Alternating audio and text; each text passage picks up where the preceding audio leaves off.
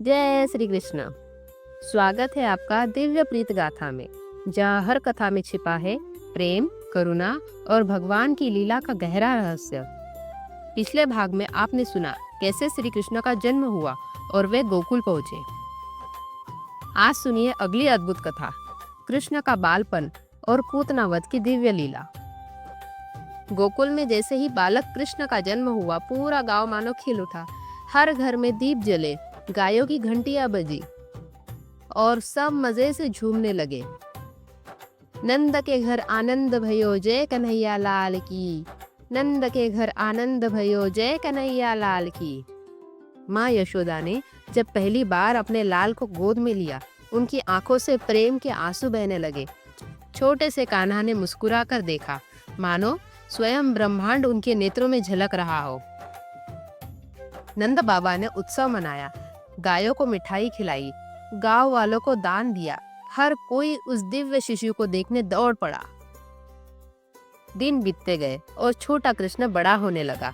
माथे पर तिलक, सिर पर मोरपंख और नन्हे कदमों की पायल की छलक सुनकर पूरा गांव जीवंत हो उठता।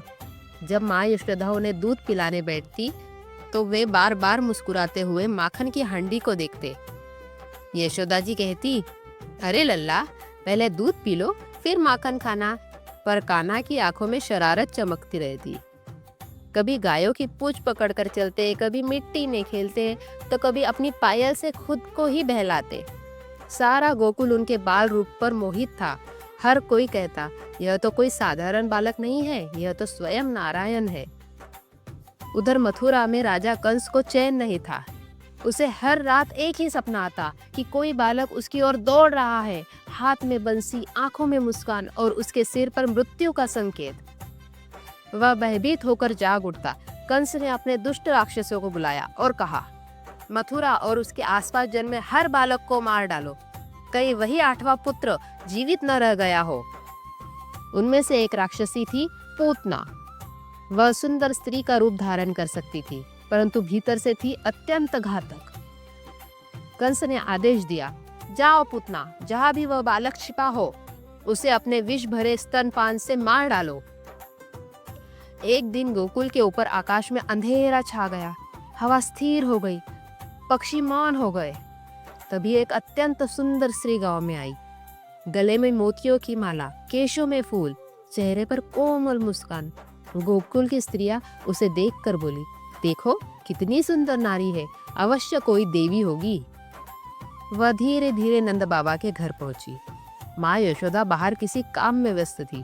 पूतना ने भीतर जाकर शिशु कृष्ण को देखा, जो अपनी छोटी छोटी आंखों से उसे निहार रहे थे। उसका हृदय कांप उठा। क्या यह वही बालक है? पर कितना सुंदर है। फिर भी उसके मन में विष भरा था। उसने अपने स्तनों पर घातक विष लगाया और धीरे से कान्हा को गोद में लेकर स्तनपान कराने लगी। कान्हा ने मुस्कुराकर उसकी ओर देखा, मानो जान गए हो कि यह माया है। अचानक उन्होंने उस स्तन को अपने मुख में ऐसे धारण किया कि पूतना की प्राण शक्ति खींचने लगी। वह चीख उठी, छोड़ दो मुझे, छोड़ दो नन्हे बालक। पूरा गोकुल उसकी गर्जना से कांप उठा। लोग दौड़ते हुए पहुंचे और देखा कि विशाल राक्षसी जमीन पर पड़ी है, पर छोटे कान्हा उसके वक्षस्थल पर हंसते खेल रहे हैं।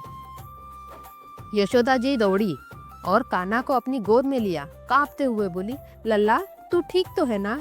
ये कैसे लीला कर डाली तूने? गांव वाले हैरान थे।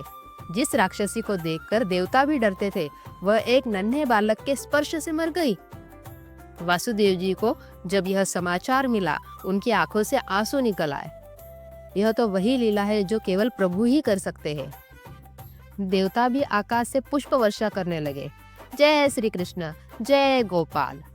और तब गांव में यह बात फैल गई, यह बालक कोई साधारण नहीं, यह तो स्वयं भगवान विष्णु का अवतार है। पर यशोदा जी के लिए वह अब भी बस उनका नटखट लल्ला था, जो माखन चुराता, मुस्कुराता और सबको प्रेम बांटता।